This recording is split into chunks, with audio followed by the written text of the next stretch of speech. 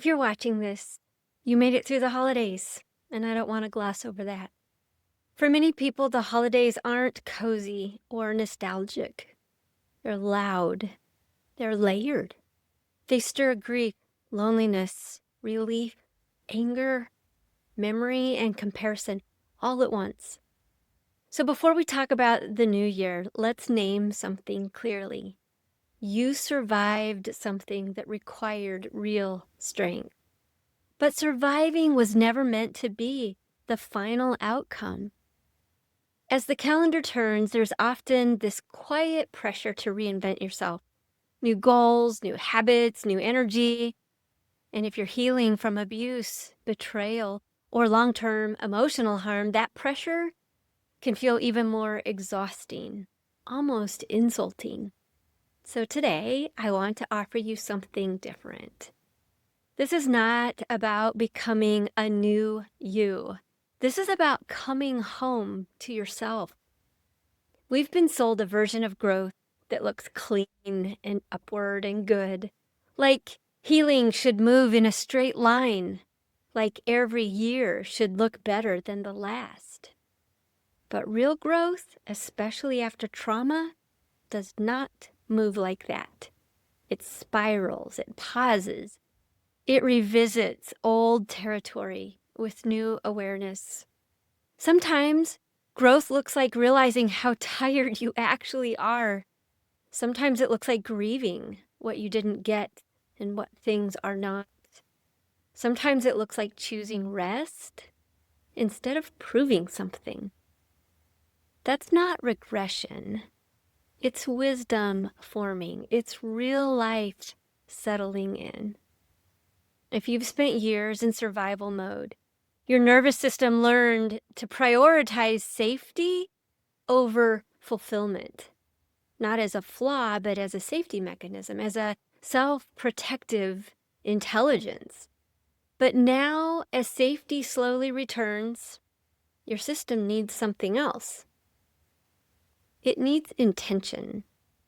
So instead of asking, what do I want to achieve this year? Try asking, what kind of internal environment do I want to live in? With less chaos, more honesty, more gentleness, maybe clearer boundaries. Maybe, definitely, a deeper trust in yourself, with yourself. Let that be the measure of your growth. So pause here and reflect for just a moment. Where did you notice even the smallest shift toward clarity or peace last year? One of the deepest wounds abuse creates is the lack of agency, of knowing you have choices that you can make yourself. You are trained to doubt yourself, to minimize your instincts, to override your own understanding and knowing of the world. Healing is not just about feeling better. It's about reclaiming authorship of those parts of your own life. Agency begins when you stop waiting for permission to tell the truth about what hurt, the truth about what you need, the truth about what you will no longer tolerate. And then here's something important. Agency does not mean blaming yourself for what happened. It means recognizing that what happens next belongs to you. You have choices that you can make. You're allowed to learn. You're allowed to change your mind. You're allowed to take time. This year doesn't require perfection. No year ever did. But it does require honesty. A simple practice you can try is this. Write down 3 internal messages you've been living under. And then ask yourself, who taught me this? And then finally ask yourself, is this still serving the person I know I am becoming? So let's talk a bit about emotions, not as enemies, but as information. You don't need to be ruled by your feelings, but you also don't need to silence them. It is our emotions that color the world around us. They give us the depth of meaning.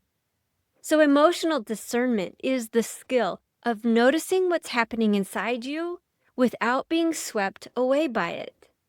When you feel triggered, that's not a failure. It's not something wrong with you. It's a signal. When your body tightens around a conversation, you feel it in you. That's not weakness. It doesn't say that there's something wrong with you. It is data. It is information. Instead of reacting immediately, practice pausing so that you can name what you feel, ask what boundary or care might be needed in that moment, and then choose your response. That pause is where your power lives. The more you practice it, the more you'll realize something important. You're not fragile. You are not broken. You are learning to live life in the space that you're in. This year does not have to be about fixing yourself. It can be about partnering with yourself. So if you're ready to move beyond survival and begin cultivating a life that feels grounded, honest, and whole, we would be so honored to walk alongside you in that. You can schedule a session with us at livefound.org.